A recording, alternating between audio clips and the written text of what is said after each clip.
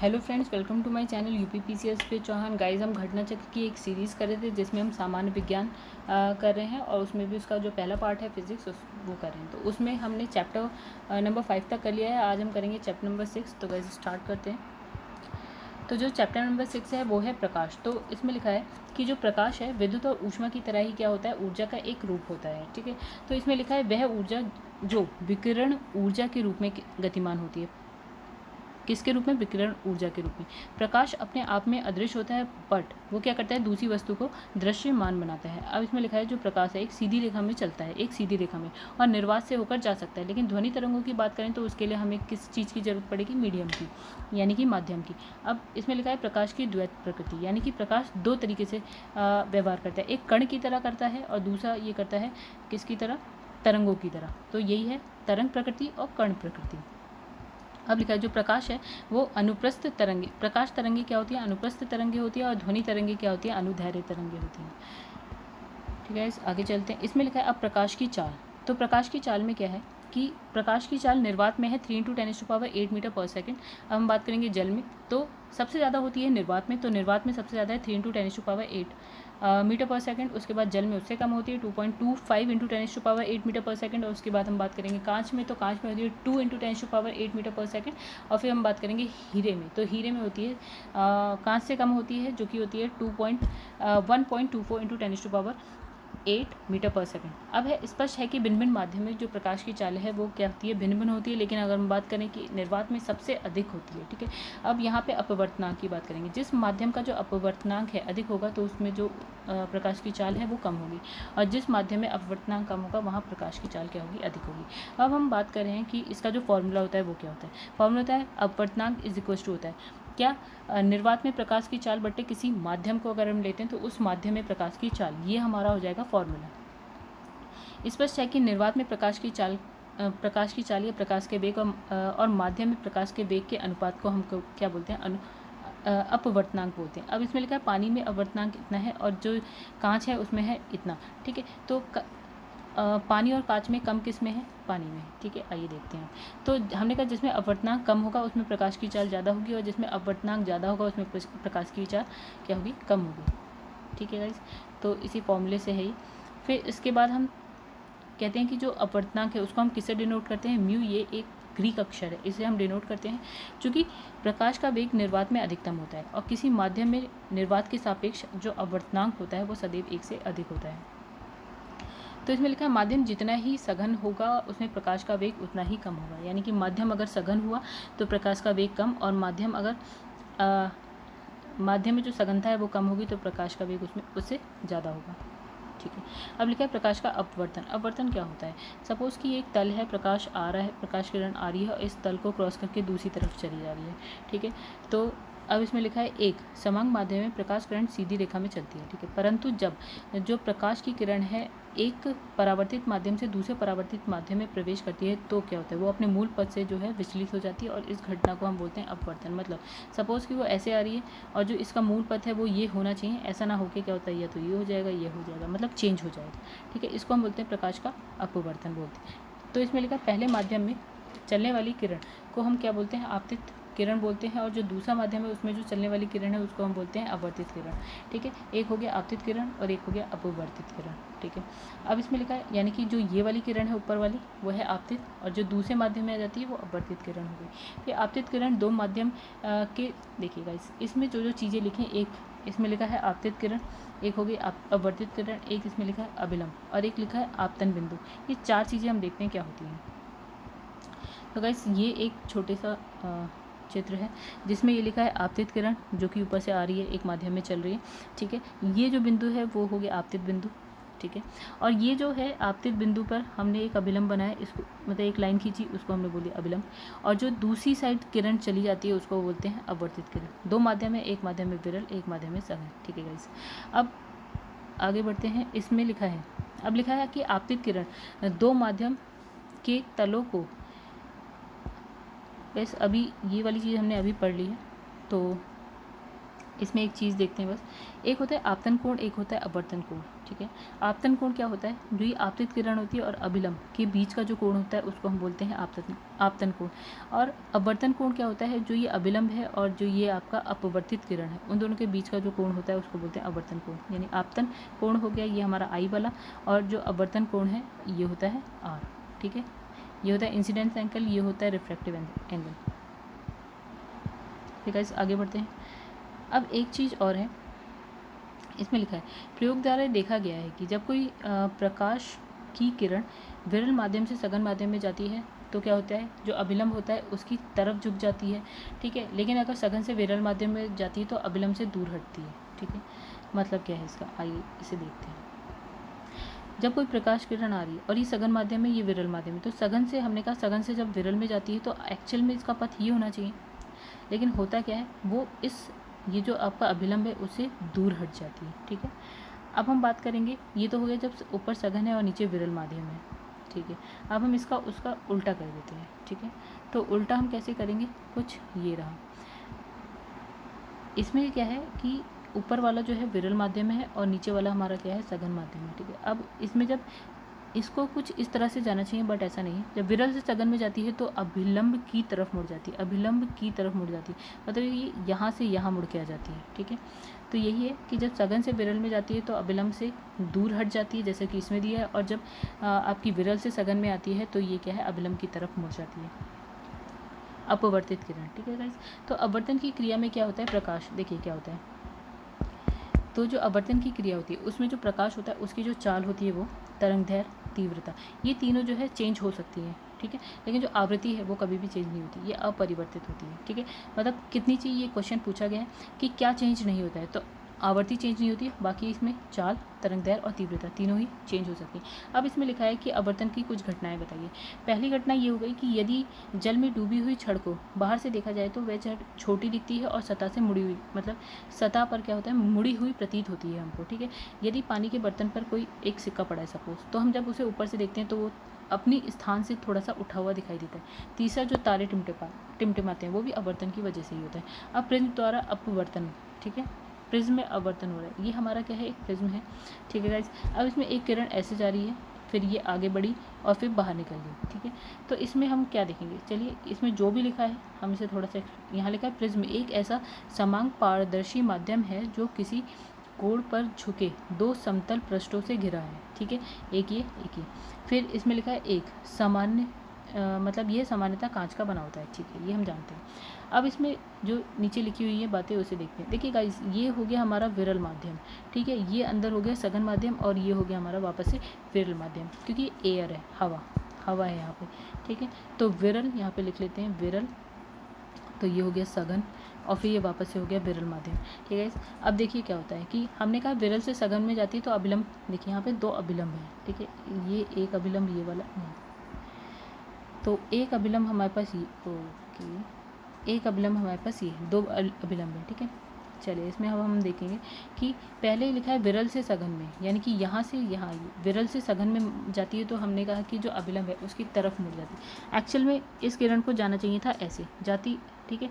तो ये थोड़ा सा, तो इस किरण की जो पथ होना चाहिए था वो ऐसा होना चाहिए था, और ये हमारा अभिलंब है, ठीक है। बट क्या होता है कि वो थोड़ा सा अभिलंब की तरफ मुड़ जाती है। हमने कहा जब विरल माध्यम से सघन माध्यम में जाती है तो वो अभिलंब की तरफ मुड़ जाती है, ठीक है। अब क्या होगा कि ये आगे बढ़ी, आगे बढ़ने के बाद अब क्या होगा, सघन से अब ये विरल माध्यम में जाएगी, और जब सघन से विरल माध्यम में जाएगी तो इसको जाना ऐसे चाहिए, बट अब क्या होगा कि ये अभिलंब से थोड़ा सा हो जाएगी दूर, मतलब जाना यहाँ तक चाहिए लेकिन ये और दूर हो जाती है, ठीक है। तो यही है, विरल से सघन माध्यम में जाएगी तो अभिलंब की तरफ मुड़ जाएगी, और अगर सघन से विरल माध्यम में जाएगी तो अभिलंब से दूर हट जाएगी। गाइस, ये जो पूरा है हमारा, ये वाला पैराग्राफ यहाँ तक, ये वही चीज़ लिखी है जो मैंने भी समझा दी, ये आप लोग पढ़ लीजिएगा चाहे तो, ओके। मैं आपको देखिए गाइस, ये वही चीज़ लिखी है जो मैंने अभी आपको समझाई, ठीक है। आगे बढ़ते हैं हम लोग। इसमें लगा वर्ण विक्षेपण, ठीक है। अब ये पढ़ते हैं क्या होता है। इसमें लिखा है सूर्य के श्वेत प्रकाश 7 विभिन्न रंगों का मिश्रित प्रकाश होता है, ठीक है। ये 7 रंग कौन कौन से होते हैं हमारे पास, एक होता है बैंगनी, जामुनी यानी कि इंडिगो, फिर नीला, हरा, पीला, नारंगी और लाल। हम इसको शॉर्ट में लिखते हैं विबग्योर, ठीक है। वॉयलेट, इंडिगो, फिर हमारा हो गया ब्लू, ग्रीन, येलो, ऑरेंज और आर से हो गया रेड, यानी कि विबग्योर। जब सूर्य का श्वेत प्रकाश किसी प्रिज्म से होकर गुजरता है तो यह अपवर्तन के पश्चात क्या है, प्रिज्म के आधार की और झुकने के साथ साथ क्या है, प्रकाश के अवयवी वर्णों में विभाजित हो जाता है और इस प्रक्रिया को प्रकाश का वन विक्षेपण कहते हैं। ठीक है, प्रिज्म से निकलते समय हर प्रकाश, पहले हम पढ़ लेते हैं फिर समझेंगे। प्रिज्म से निकलते समय हर प्रकाश किरण का मार्ग अलग अलग होता है और इस प्रकार वे क्या है, पृथक और स्पष्ट दिखाई देती हैं। ठीक है, फिर सूर्य के प्रकाश से प्राप्त जो रंगों में बैंगनी रंग जो है आधार की ओर सबसे नीचे और लाल जो है सबसे ऊपर होता है, अर्थात बैंगनी रंग का विक्षेपण सबसे अधिक होता है और लाल रंग का सबसे कम होता है। देखिए गाइस, ये थोड़ा सा समझते हैं पहले फिर आगे बढ़ेंगे। अब इसमें लिखा है कि सूर्य की किरण आ रही है, ठीक है, अब ये प्रिज्म से होकर गुजरती है, तो इसमें ये लिखा है कि जब ये प्रिज्म से गुजरेगी तो ये क्या होता है कि आधार की तरफ क्या है, मुड़ने लगती हैं कुछ इस तरह से, मतलब इसको जाना ऐसे चाहिए लेकिन ये क्या होता है, नीचे की तरफ ऐसे मुड़ने लगती हैं। ठीक है, अब इसने कहा सबसे ज़्यादा विक्षेप किस पे होता है, बैगनी रंग में होता है। देखिए सबसे नीचे वाली बैगनी है, और सबसे कम विक्षेप, इसे ऐसे जाना चाहिए, तो सबसे कम विक्षेप देखिए सिर्फ किस में है, लाल रंग में। तो सबसे ज़्यादा बैंगनी, उससे सबसे कम किस में होता है, लाल रंग में। गाइस अभी तक जो हमने पढ़ा था वो यही चीज़ लिखी हुई थी यहाँ तक। अब उल्लेखनीय है कि निर्वात और वायु में विभिन्न रंगों के प्रकार के वेग एक समान किंतु किसी अन्य पदार्थ में भिन्न भिन्न होते हैं। ठीक है, अतः किसी पदार्थ का अपवर्तनांक विभिन्न रंगों के प्रकाश के लिए भिन्न भिन्न होता है। ठीक है, मतलब आपका जो पदार्थ है उसका जो, अगर हम अपवर्तनांक की बात करेंगे तो हर कलर के लिए क्या होगा, विभिन्न रंगों के लिए भिन्न भिन्न होगा। ठीक है, अपवर्तनांक एक ही पदार्थ में क्या होगा, अलग अलग कलर के लिए अलग अलग होगा। तो कांच में बैंगनी रंग का जो वेग होता है क्या होता है, सबसे कम होता है, और लाल रंग का जो वेग होता है वो सबसे अधिक होता है। ठीक है, तो इस कारण बैंगनी प्रकाश के लिए कांच का अपवर्तनांक क्या होगा, सर्वाधिक होगा। गाइस हम कुछ ऐसे जानते थे अपॉन वेग। ठीक है, तो इसने कहा बैंगनी रंग का वेग सबसे कम होता है कांच में, तो इसका मतलब ये हुआ कि अपवर्तनांक ज़्यादा होगा। और इसने कहा लाल रंग का जो वेग है कांच में वो सबसे अधिक होगा। इसका मतलब ये है कि जो लाल रंग के लिए जो उस पदार्थ यानी कि कांच का जो अपवर्तनांक है वो कम होगा। ठीक है गाइस, जैसे कि हम स्टार्टिंग से पढ़ते आ रहे हैं।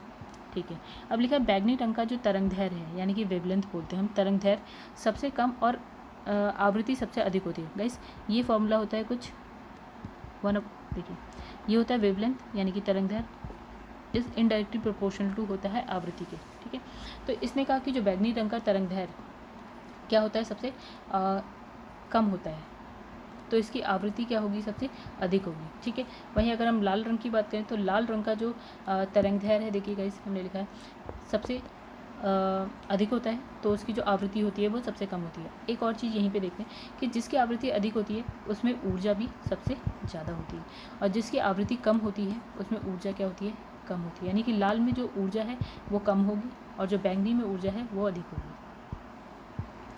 आगे बढ़ते हैं हम लोग। अब गाइस एक होता है, देखिए इसमें लिखा है जब कोई प्रकाश किरण किसी सघन माध्यम से विरल माध्यम की तरफ जाती है, ठीक है, तो क्या होता है कि वो अभिलंब से दूर हटती है। ठीक है, तो एक विशेष आपतन कोण, मतलब जो ऊपर से आ रही है किरण उसका जो आपतन कोण एक ऐसा हो जाए कि जो अपवर्तन कोण है वो कितना हो जाए, 90 डिग्री हो जाए। मतलब कुछ ऐसा कि सपोज़ कि हमारी एक माध्यम से, सघन माध्यम से एक किरण जा रही है, ठीक है, उसने कहा एक ऐसा कोण हो यानी कि थीटा, एक ऐसा कोण हो जिसमें ये वाला जो कोण है, ये कितना हो जाए, 90 डिग्री हो जाए। ठीक है, कितना हो जाए ये वाला कोण, अगर ऐसे जा रही है तो ये जो कोण है वो कितना हो जाए, 90 डिग्री हो जाए, पूरा ये हो जाए। तब क्या होगा, जो अपवर्तित किरण है यानी कि जो ये वाली किरण होती है अपवर्तित किरण, वो किस पे चलने लगेगी, इस मतलब ये जो तल है इस पे चलने लगेगी। ठीक है, अब क्या हुआ, तो अब हमारे पास जो ये थीटा होता है ना, अगर हम इससे थोड़ा सा भी 1 डिग्री आगे बढ़ा दें तो ये जो किरण है कुछ इस तरह से जाएगी। अगर थीटा से थोड़ा सा भी हम और आगे चले जाएं, ठीक है, कुछ ऐसा हो जाए, तो अब ये जो किरण है वो इसकी जगह कहाँ आ जाएगी, इस माध्यम में वापस ही आ जाएगी। मतलब सघन माध्यम में चल रही है और टकरा के सघन माध्यम में ही वापस हो जाती है, जब अगर ये थीटा से थोड़ी सी भी ऊपर चली जाए। तो ये जो थीटा है जिसपे 90 डिग्री पे, इसको हम बोलते हैं क्रांतिक कोण। ठीक है, इसे मतलब इस थीटा को हम बोलते हैं क्रांतिक कोण बोलते हैं, जिसपे जो है आप अपवर्तित किरण जो होती है यानी कि जो बाहर निकलने वाली होती है, इस माध्यम में आने वाली होती है, वो 90 डिग्री पे चलने लगती है। अब अगर हम जो क्रांतिक कोण है उसे थोड़ा सा और भी बढ़ा दें, थोड़ा सा और अधिक कर दें कोण को, तो ये क्या करेगी, सघन माध्यम से ही जाती है और टकराकर सघन माध्यम में ही वापस आ जाती है। ठीक है, इसको हम इंग्लिश में बोलते हैं टोटल इंटरनल रिफ्लेक्शन। ठीक है गाइस, तो इसमें यही चीज़ पूरी की पूरी लिखी हुई है। तो अब इसमें एक चीज़ देखते हैं, इसमें लिखा है जो क्रांतिक कोण है वो लगभग कितना होता है, 42 डिग्री सेंटीग्रेड। लेकिन हाँ, इसमें हमें देखना है माध्यम कौन सा है, हर एक माध्यम की अलग अलग होती है। तो जो ये हमारा था, यहाँ पे कांच और वायु की बात करी गई है इसमें। ठीक है, तो इसमें जो सघन माध्यम है वो हमारा है कांच, और जो विरल माध्यम है वो हमारा हो जाएगी वायु। और इसके बीच जो क्रांतिक कोण इसने कहा है 45 नहीं का है, 42 का है, 42 डिग्री का है। ठीक है, तो ये क्रांतिक कोण है जिसपे जो अपवर्तित किरण है वो 90 डिग्री रहेगी। और जैसे हम 42 से 43 भी आ जाते हैं तो ये क्या है, वापस से टकरा के उसी माध्यम में वापस आ जाएगी, मतलब सघन माध्यम कांच से टकराएगी, कांच में ही वापस आएगी। ठीक है, अब लिखा है जब सघन माध्यम से आपतन कोण का मान क्रांतिक कोण से थोड़ा सा भी अधिक हो जाता है तो इसने वही कहा है कि टकरा के वापस आ जाएगी। और इस जो ये प्रक्रिया है उसको हम बोलते हैं प्रकाश का पूर्ण आंतरिक परावर्तन। परावर्तन का मतलब होता है रिफ्लेक्शन, मतलब परावर्तन होता है जब ये जाती है और टकरा के वापस आ जाती है, तो उसको बोलते हैं परावर्तन। और ये क्या होता है, पूर्ण आंतरिक परावर्तन बोलते हैं, यानी कि इंग्लिश में इसको बोलते हैं टोटल इंटरनल रिफ्लेक्शन। आगे बढ़ते हैं, ये कुछ इस तरह से। ठीक है, ये हो गया पूर्ण आंतरिक परावर्तन। चलिए आगे बढ़ते हैं। और ये कहाँ पे यूज़ हम ज़्यादातर देखते हैं, इसका यूज़ ऑप्टिकल फाइबर में देखते हैं। अब परावर्तन क्या होता है, हमने वही कहा कि ये किरण जाती है, टकराती है और वापस उसी माध्यम में वापस आ जाती है। तो इसमें लिखा है प्रकाश जब किसी वस्तु पर पड़ता है तो वह क्या है, अवशोषित होता है या संचारित होता है या परावर्तित होता है। प्रकाश किरणें जब किसी वस्तु की सतह पर पड़ती हैं तो उन्हें वापस प्रेषित करने का प्रक्रम जो होता है प्रकाश का परावर्तन यानी कि रिफ्लेक्शन ऑफ लाइट होता है। ठीक है, और इसमें लिखा है पॉलिशदार चमकीली सतहों वाली वस्तु पॉलिश रहित धुंधली सतहों वाली वस्तु की अपेक्षा अधिक प्रकाश का क्या करती है, परावर्तित करती है। मतलब अगर चमकीली सतह है तो वो अधिक प्रकाश को परावर्तित करेगी, वहीं अगर ये धुंधली सतह है तो ये कम प्रकाश को परावर्तित करेगी। ठीक है, तो सबसे ज़्यादा कौन जो है प्रकाश, मतलब ऐसी कौन सी धातु है जो प्रकाश को परावर्तित सबसे ज़्यादा करती है, तो वो होती है सिल्वर यानी कि रजत धातु। अब इसमें लिखा है दर्पण। दर्पण हम जानते हैं जो शीशा हम देखते हैं, तो इसने कहा जो दर्पण है वो क्या होता है, चिकनी उच्च पॉलिश युक्त परावर्तक सतह होती है। परावर्तक यानी कि आप ही की इमेज को क्या होता है, परावर्तित करती है और आप उसको देख पाते हैं। ठीक है, तो ये दो प्रकार की होती है, समतल और गोलीय दर्पण। तो समतल दर्पण क्या होता है, समतल दर्पण एक ऐसा दर्पण एक तरफ क्या है, रजत धातु यानी कि सिल्वर की चमकीली तह वाली कांच की पतली चपटी चिकनी शीट होती है। ठीक है, हमारी जो श्रृंगार मेज पर प्रयुक्त जो दर्पण है जिसमें हम अपने चेहरे को देखते हैं, ठीक है, वो क्या होती है, एक समतल दर्पण होती है। और समतल दर्पण द्वारा बना हमारे चेहरे का प्रतिबिंब पर्दे पर जो है प्राप्त नहीं किया जा सकता। ठीक है, अब इसे लिखा है उसे केवल दर्पण में अवलोकन करके ही देखा जा सकता है, मतलब आप इसे सिर्फ शीशे में देख सकते हैं। ठीक है, अब इसने कहा कि उसे इसलिए समतल दर्पण में हमारे चेहरे का प्रतिबिंब जो है आभासी दिखता है। आभासी मतलब होता है इमेजिनरी, झूठा। तो आभासी प्रतिबिंब क्या होता है, काल्पनिक होता है यानी कि झूठा होता है, अवास्तविक प्रतिबिंब होता है। ठीक है, जो असली में नहीं होता। ठीक है, तो इसमें लिखा है स्पष्ट है कि समतल दर्पण द्वारा बने प्रतिबिंब की प्रकृति क्या होती है, आभासी होती है। प्लस हमें हमारी इमेज कैसी दिखती है, सीधी दिखती है। ठीक है, आभासी यानी कि झूठी, काल्पनिक, लेकिन सीधी। ठीक है, अब इसमें लिखा है समतल दर्पण द्वारा बने प्रतिबिंब का जो आकार होता है, जो भी वस्तु है यानी कि आप जितने लंबे हैं उतनी ही लंबी दिखेगी, यानी कि वस्तु के आकार के बराबर दिखती है।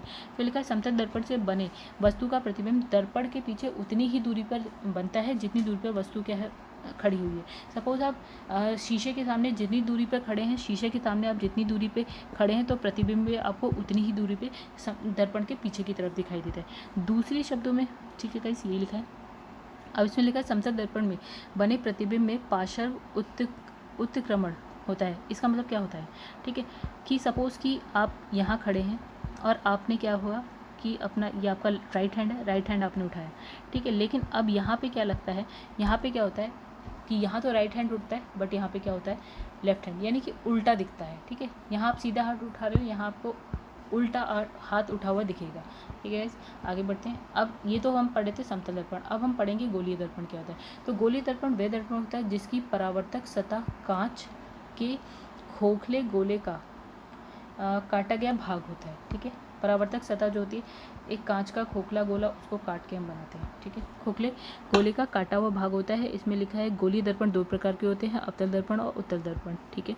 अवतल को इंग्लिश में बोलते हैं कॉनकेव और उत्तल को हम लिखते हैं कॉन्वेक्स। देखिए गाइस, ये इंग्लिश वाला वर्ड याद रखिएगा। एक बार क्वेश्चन में ऐसा भी आया था कि अवतल ना लिख के उन्हें लिख दिया था कॉनकेव, किसी देवनागरी लिपि में लिख दिया था कॉनकेव। अब गाइस, अगर हमें नहीं पता कि अवतल को कॉनकेव कहते हैं या फिर उत्तल को हम कॉन्वेक्स कहते हैं, तो वो क्वेश्चन हमारा छूट जाता, रह जाता।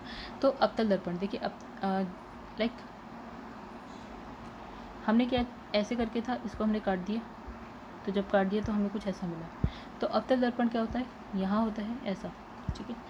तो इसमें लिखा है ऐसा होता है और इसकी दूसरी साइड क्या होता है, एक चांदी की परत होती है, मतलब एक पॉलिश कर दी होती है कि यहाँ से आप अगर देखें तो वापस से आपको कुछ दिखाई दे, ठीक है।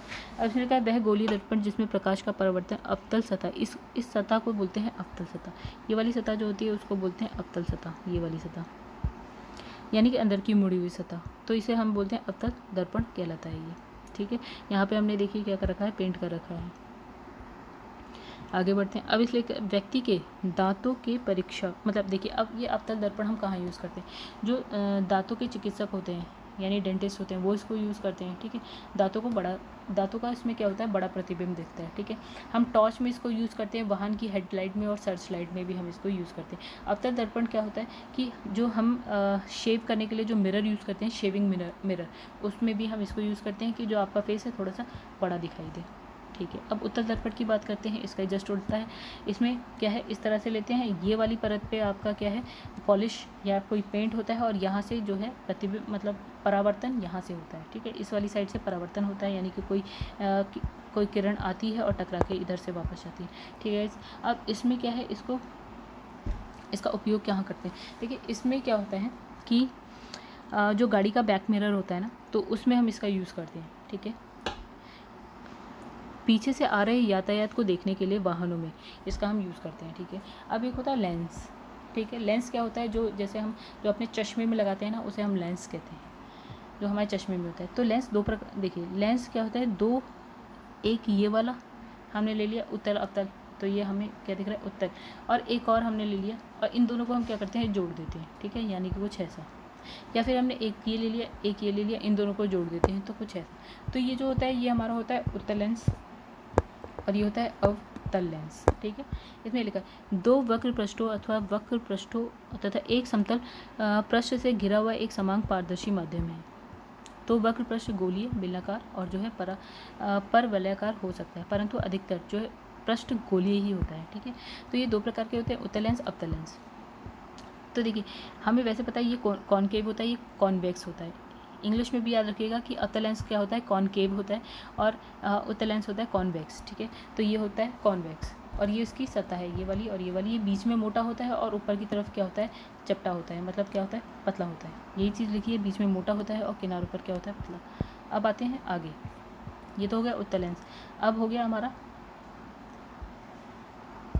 अब उत्तल लेंस में क्या होता है, उत्तल लेंस होता है अभिसारी। अभिसारी का मतलब होता है कि सपोज़ कि ये आपका लेंस है, बहुत सारी किरण इधर से आ रही है और ये क्या करती है कि एक बिंदु पे लाके क्या करती है, सब एक साथ मिल जाती हैं, ठीक है। ये यानी कि इसको बोलते हैं अभिसरण बोलते हैं। ये क्या करती है, किरणों को अभिसारित करती है, इकट्ठा करती है, ठीक है। अब हम आते हैं दूसरे पे, जो कि है अवतल लेंस। अवतल लेंस हम जानते हैं ऐसा होता है, बीच में पतला होता है और ऊपर क्या होता है, मोटा होता है, ठीक है। अब इसमें क्या होता है, ये होता है अपसारी लेंस, वो होता है अभिसारी, ये होता है अपसारी लेंस।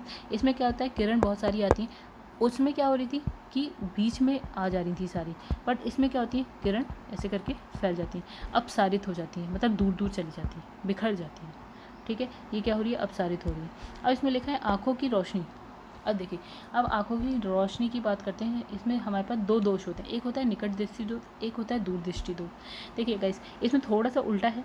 जो निकट दृष्टि होता है इसमें हमें दूर की चीज़ साफ नहीं दिखाई देती, ठीक है, नहीं दिखती। और जो दूर दृष्टि होता है उसमें हमें जो निकट की वस्तु है, निकट की वस्तु साफ दिखाई नहीं देती, ठीक है गाइस। एक हमारे पास जो आपने देखा है, जो बहुत बूढ़े लोग होते हैं उनका चश्मा कुछ इस तरह का होता है, ठीक है। जो ऊपर वाला होता है उससे हम कहाँ देखते हैं, दूर, और जो नीचे वाला होता है उसे हम देखते हैं पास, ठीक है। तो यहाँ पे हम कौन सा लेंस यूज़ करते हैं, आपने देखा होगा ये बीच में मोटा होता है और किनारे किनारे पर पतला होता है, ठीक है। बीच में क्या होता है, मोटा होता है ये लेंस और किनारे किनारे पर पतला होता है। यानी कि अभी हमने जैसे पढ़ा, तो ये प्रकृति है उत्तल लेंस की और जो ऊपर वाला हो गया ये हो गया अवतल लेंस। ठीक है, अवतल लेंस हो गया। ठीक है, ऊपर वाले से हम कौन सी चीज़ देखते हैं, दूर की चीज़ देखते हैं, और नीचे वाले से हम पास की चीज़ें देखते हैं। ठीक है गाइस, तो यही हो गया हमारा पूरा। अब देखिए, दूर की चीज़ अगर आपको नहीं दिखती है तो हम बोलते हैं निकट दृष्टि दोष। कौन सा दोष होता है, निकट दृष्टि दोष होता है। ठीक है, अगर हमें पास की चीज़ साफ नहीं दिखती तो हम इसे बोलते हैं दूर दृष्टि दोष। ठीक है गाइस, और यही चीज़ यहाँ पे पूरी लिखी हुई है, चाहे तो आप इसे पढ़िए। ठीक है गाइस, अब तो दोस्तों ये हो गया हमारा पूरा नोट्स हो गए। अब हम क्या है क्वेश्चन के लिए नेक्स्ट वीडियो बनाएंगे, क्योंकि ये वीडियो काफ़ी बड़ी हो गई है गाइस। अगर आपको मेरी वीडियो पसंद आ रही हो तो प्लीज़ उसे लाइक करिए और मेरे चैनल को सब्सक्राइब करिए और जितना हो सके उसे शेयर करिए। Thank you very much friends.